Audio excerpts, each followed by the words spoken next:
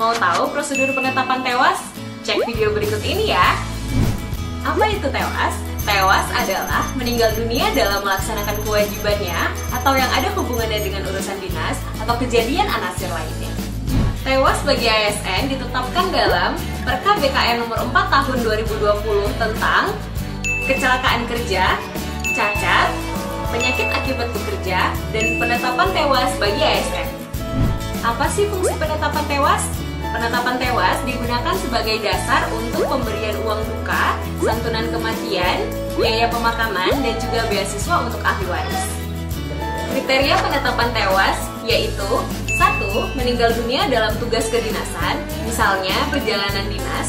Yang kedua, meninggal dunia yang ada hubungannya dengan tugas dinas, misalnya saat perjalanan pulang pergi ke kantor. Dan yang ketiga adalah kejadian anasir lainnya, misalnya perampokan, pembunuhan, dan penganiayaan. Terus, siapa aja nih yang berhak menerima santunan tewas? Yaitu suami atau istri yang sah beserta anak yang sah. Apabila tidak ada, dapat diberikan ke orang tuanya.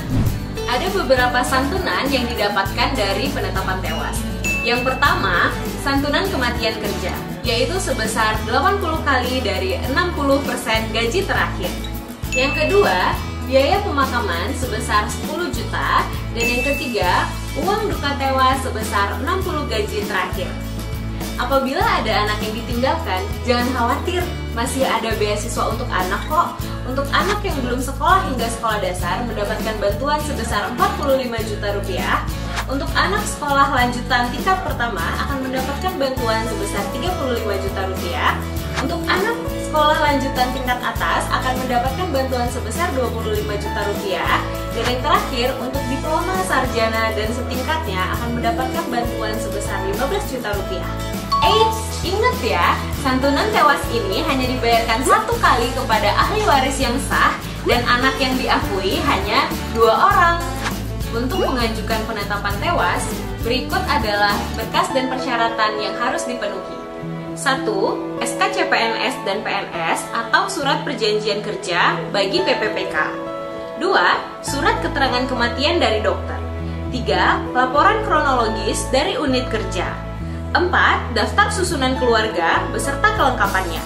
5. Surat perintah atasan. 6. Visum yang berisi penyebab kematian. Dan 7.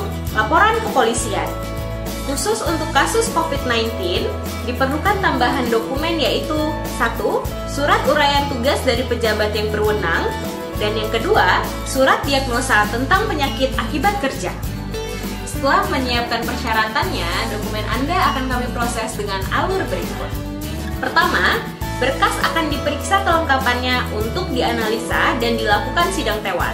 Jika telah memenuhi syarat penetapan tewas, maka akan diterbitkan rekomendasi penetapan tewas untuk dilanjutkan ke proses selanjutnya. Namun, apabila kronologis masih dianggap ambigu, maka akan diminta klarifikasi ulang. Untuk berkas yang tidak lengkap, jangan khawatir, berkasmu akan dikembalikan ke instansi terkait untuk dilengkapi kembali. Nah, sudah jelas kan bagaimana prosedur penetapan tewas? Apabila masih ada pertanyaan, silakan menghubungi ke sini.